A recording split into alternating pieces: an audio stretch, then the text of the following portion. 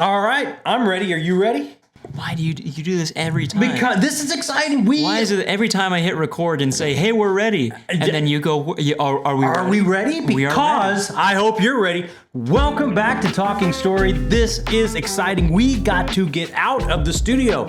We left the confines of this little studio. We went out into the world. Why did we do that? Because we wanted to go to Christopher Ruocchio's launch party for book 6 of the Sun Eater saga, Disquiet Gods. We wanted to go to that signing. We wanted to hang out with Christopher Ruocchio, and wow. It was an amazing night. It was an amazing night. Not only was Christopher Ruocchio just, I mean, let's just say it. I think the dude's genius level. I mean, he's off the chart talent-wise, I think.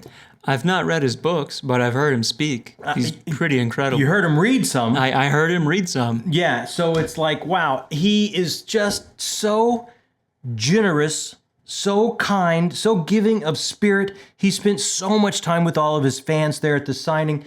We got to hang out. We had dinner with him and his wife before the signing, made sure he had plenty of protein before he went and did his reading and signed everybody's books.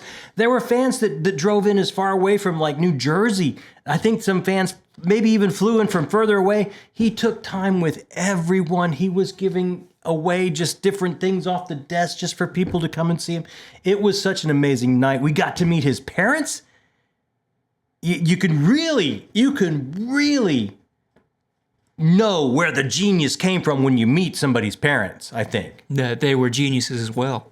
Well, they had their own books to read. They obviously raised him. They're very, very, very amazing people because right away they told us they're big fans of the channel. They called you over. They called me over to tell me how much they love the channel. I was blown away. I was blown away. And then we had a couple other people that recognized us. I was not ready. Here's the thing.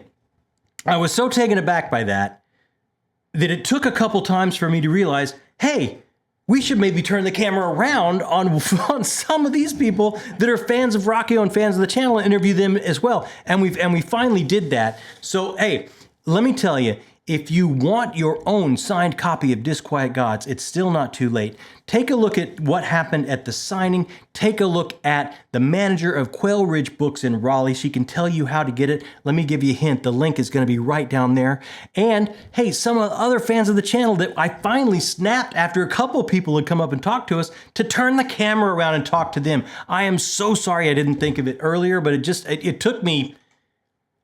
It just took me by surprise. I was just not ready for it. Yeah, I was surprised. I could have thought of it. Yeah. But I was shocked as well. We both of us pretty floored. I don't think I told you this. The first person that came up and said, hey, we could, a little bit of spoiler, you're doing a hijack TBR for somebody that we met there. That's down there. Yeah, we did do that. While we were there, we did that as well. Right. But that's a whole different video. While you were running around looking for the book that you had recommended to this person. Yeah. And when I say running around, I mean you were speed walking through the entirety of this bookstore. You know what? I move for an older guy. You do. Yeah. Someone came up to me and said, hey, we're really big fans of the channel. I'm trying to find your dad. I can't find him. And I look over a bookshelf and I just see you blazing down the aisle.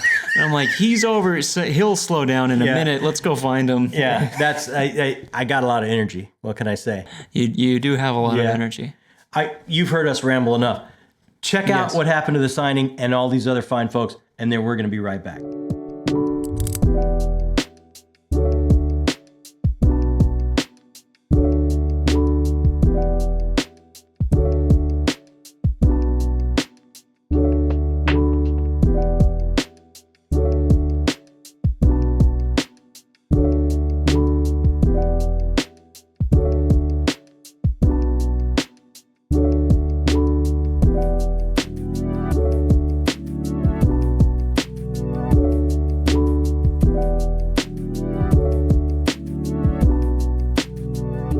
We're here with Ross. Couldn't believe it. Actually, a friend of the channel. Kind of blew me away that he that he recognized us here for Christopher Ruocchio's signing. And I just wanted to touch base with you, Ross. Yes. Tell us, man, what makes you a fan of the Soul and Empire? What about these books sucks you in?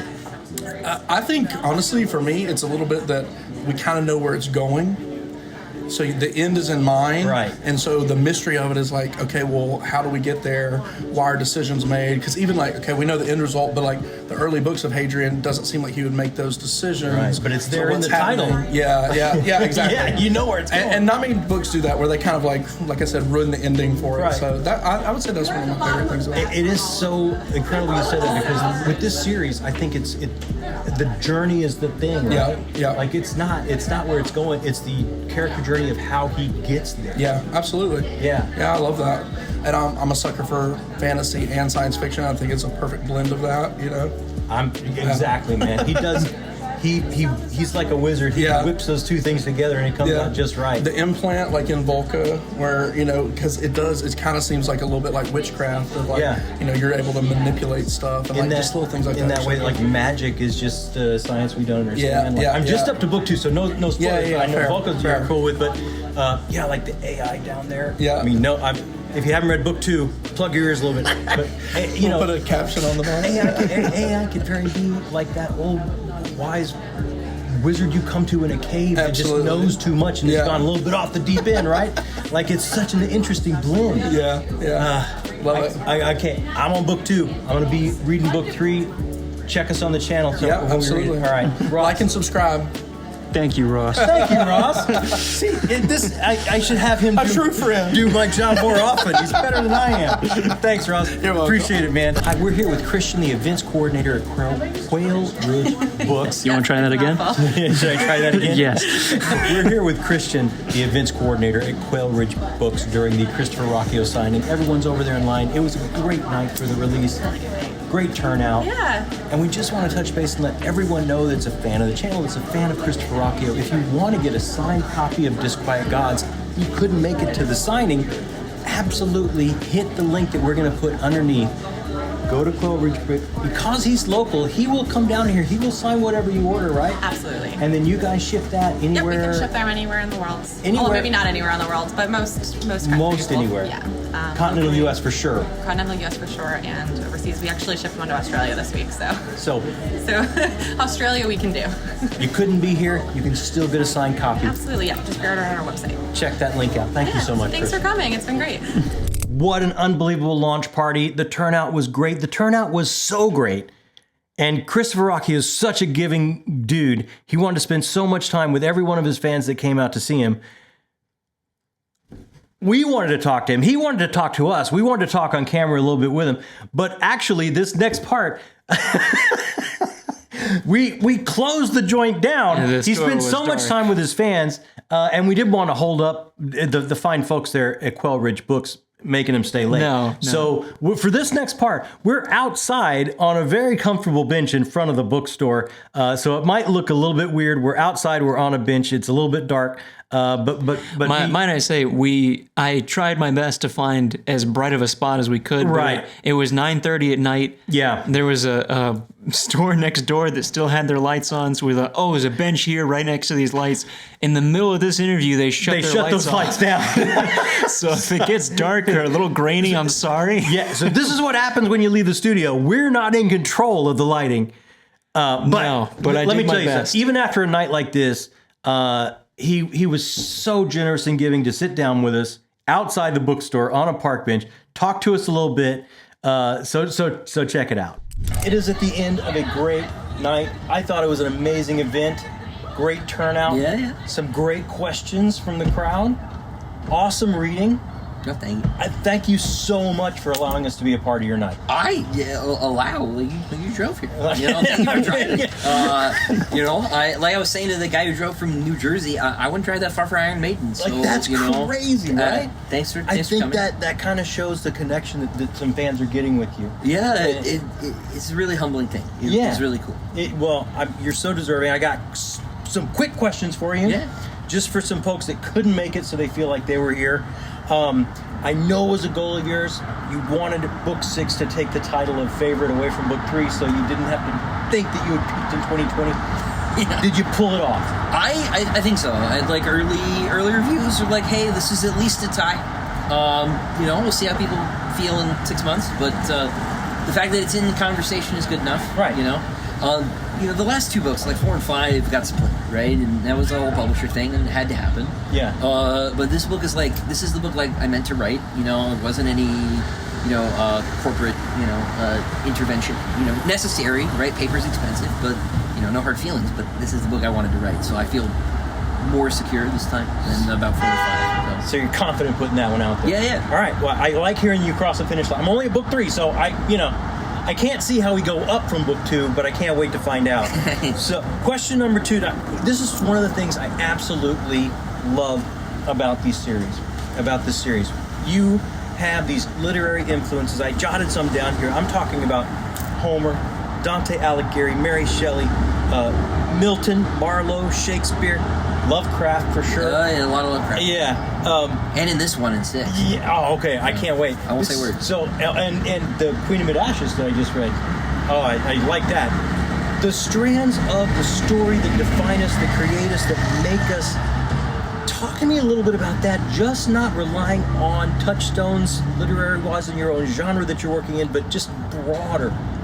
Well, we had this idea, right, in sort of literature and in culture generally of canon, right, of the literary canon. I know, Western canon has, some connotations that make people uncomfortable for, one reason or another. But, it's literature of a culture, right, and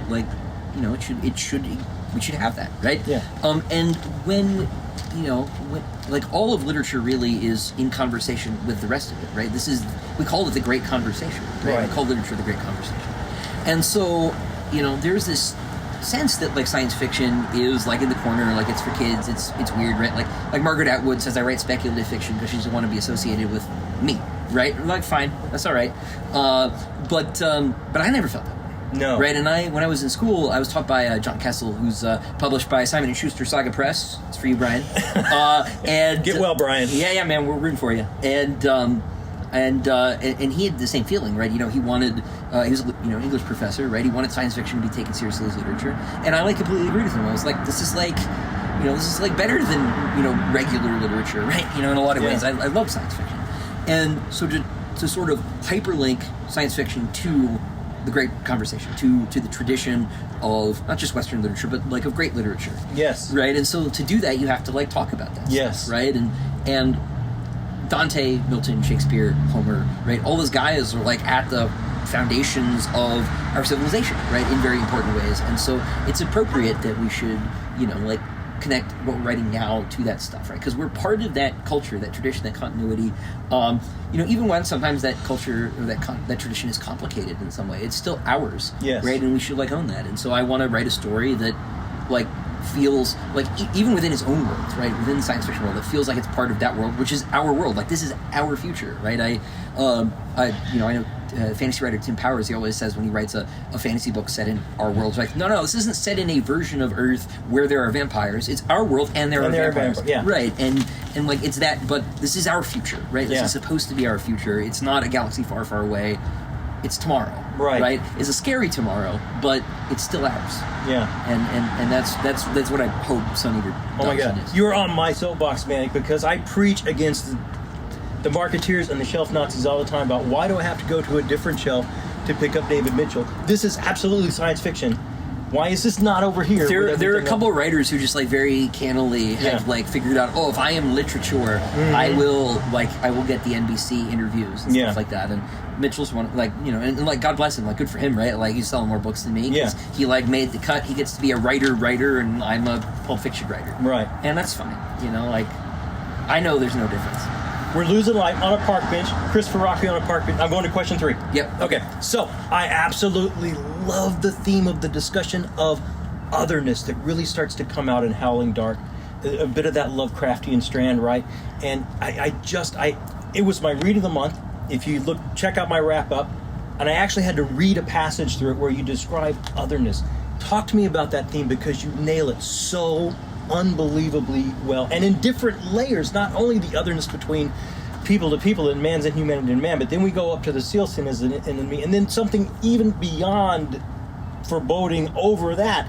Talk to me about those layers. Well, in Lovecraft, right, the universe is an increasingly scary and alien place, right? And he's not wrong. Like, it is that, right? The further you get away from home, the further you get away from Back End, right? The closer you get to Mordor. Yes. Right? And like, sometimes, like, you find Lorien, you find, like, wonderful places. Sometimes you find, like, scary things. And sometimes, the people who, like, look scary aren't, right? They're the Aragorns of the world, right? And then there are other things. I don't know why this became a Tolkien metaphor, but here we are.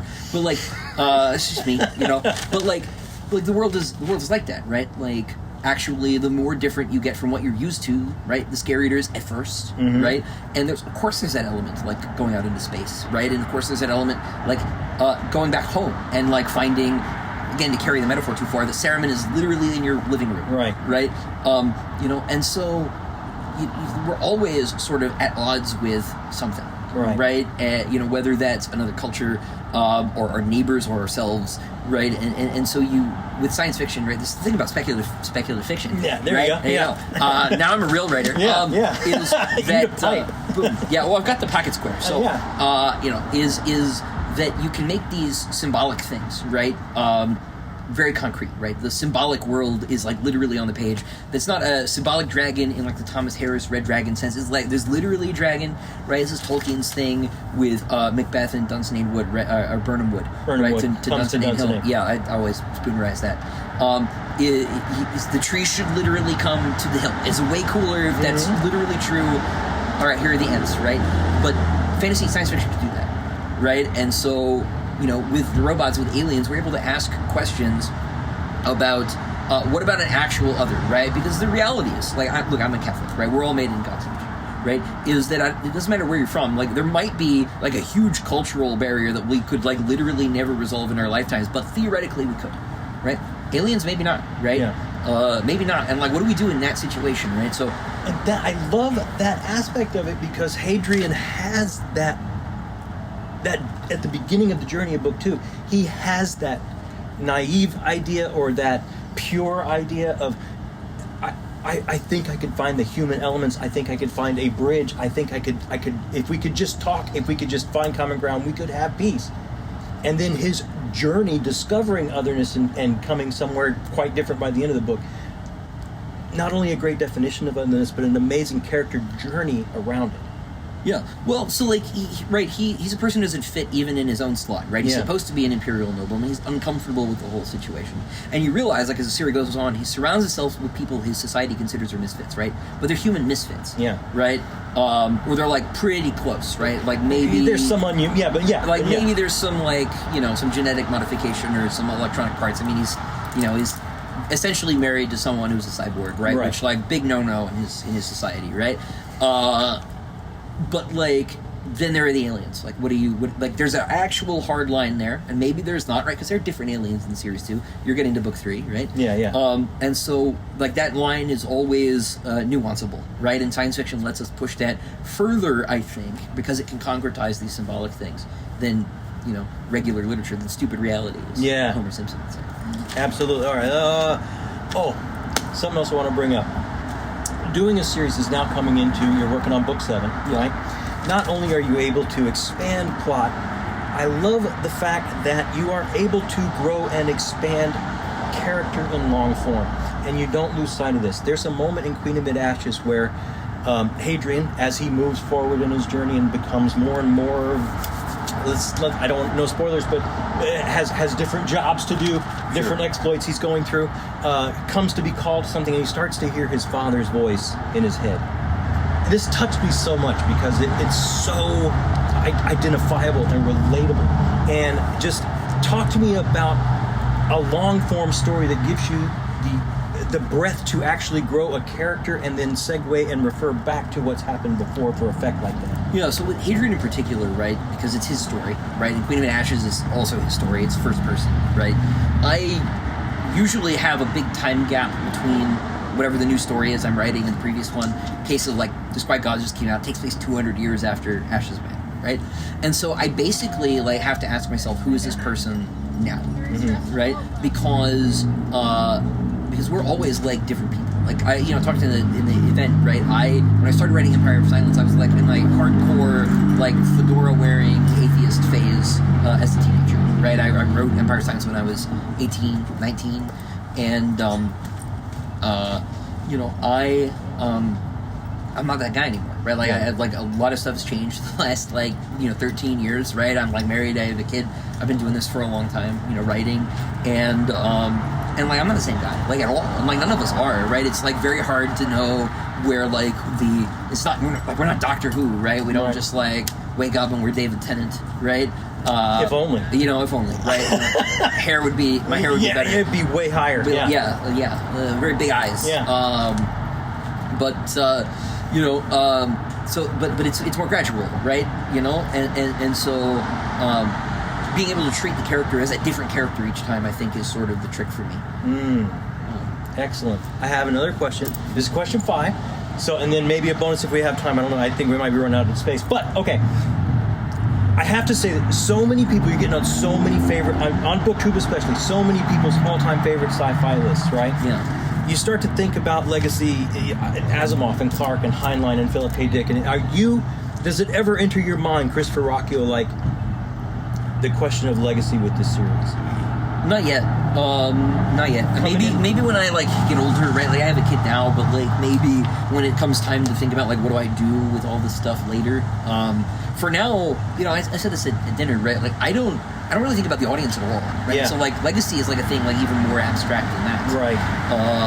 And so right now I'm just trying to tell a story, right? You know, there are a lot of, it's like a weird undercurrent lately where people are, like, trying to find out, like, if I have a motive for telling a story, and having a motive for telling a science fiction story is, like, it's a weird, like, I don't get it, right? Like, I want you to read the books and, like, have fun. Like, that's the, like, we have, like, all these, like, high-minded, like, philosophical discussions. At the end of the day, like, I want you to read the story about space Romans fighting basically alien vampires and think, man, this is awesome. That was a great ride. Right? Like, this is fun. Like, it makes you think that's great, right? That is part of the point, right? Like, it's not like I don't have things to say or, like, want to have things to say.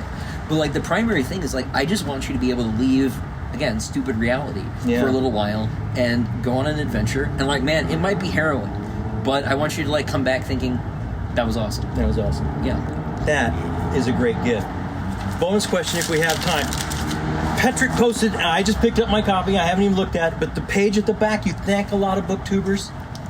And there is a name there that says John, and I've been racking my name, going through the Rolodex in my brain. If that is actually me, and you're a super nice person, you might just tell me it is, even if it's not. It is, yeah. Of course it is. I can't think of another John that I'd talk to. I feel like the queen on prom night. With a huge corsage. No, thank my brother, you, really. I cannot tell you what that means to me. No, I said that our interview was great. I had a great time, and it is, like, thank you for driving out to see me. Like, this was super cool. For Jacob is behind the camera. For us to be here, to be part of your night, meet your lovely wife, hang out with you, it has get over here to meet your life, to hang out with Get the wide shot. To hang out there with we you go. on this night. Hello, this night to break bread with you. It has been an absolute pleasure. I cannot thank you enough for including us. No, man, the pleasure and the honor of mine. Thank you for coming, Jacob. Thank you for putting us on. Absolutely. Thank you for having us. Yeah. I wish you could have been here. I hope this was the next best thing. Good night. Night, everybody. Hey, it's not BookTube unless we slow down just a second and just touch base with what we picked up. First of all, Christopher Ruocchio showed up and handed me this. This is so hard to get hardcovers, and I let him know, hey, I'm just going paperbacks. Give credit where credit is due. His wife showed up with He forgot it, and then he called his wife and made his wife bring it to dinner. You're right. Yeah. Thank you, Jenna. So I told him, it's like, I'm doing paperbacks until Disquiet God's going to be my first hardcover. And he's like, hey, I'm going to bring you, you're up to book 3. I'm bringing you book 3.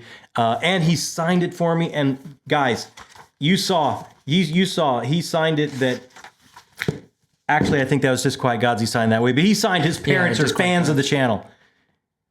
They are indeed. That is too cool. He's so cool. But he gave me this, so I will have book 3 in hardcover to read. I went ahead and picked up books 4 and books 5 because I'm not going to want to slow down trying to get to the end of Sun Eater. And then, of course, what the hubbub was all about, Disquiet Gods, book 6, the penultimate version. And we got confirmation. Did you get all of them signed or just? I got all of them signed. Oh, okay. Yeah. So that in acknowledgments, that is us. That is us. John is you. John is and me. You are John. I got it. Wow. Well, read what he wrote about his parents. Oh, yeah. My dad's a huge fan. It was a great night. I want to thank the entire Ruocchio family for including us on their very special night while they released Book 6, Disquiet Gods. They made us feel such like part of the family. We enjoyed dinner with them before. We enjoyed drinks with Christopher after the interview at the park bench. Well, you did. I went home. You went home. We went way into the night. It was such, I'm an old man. I don't get out of the house. To be able to hang out and talk art and business and how they intersect, let me just tell you, it was a very special night. And I want to just send my absolute most profound and special thanks to the entire Ruocchio family. And my most profound and thank you to you that have watched this and checked us out. If you haven't subscribed yet, hey, hit that button down there. Boop! It takes no time at all. And you can check us out more and more and more and hang out and talk about books with us week after week. And hit that thumbs up button if you're a big fan of Christopher Ruocchio and what you just saw here. And comments. We started this whole thing to talk back and forth with people that love books like we do, to talk with people that love books like we do, and hit us up with comments. I'm going to answer them as quickly as I possibly can. Comment and tell us if your dad's a fan of the channel. Yeah. Because that's the whole reason we started this channel. Thank you so much for everything the Ruocchio family did for us, and thank you for tuning in and checking us out. Jacob, Well, what do you want me to say? thanks for lugging the camera, the mics, and everything all the thank way you up for there. that.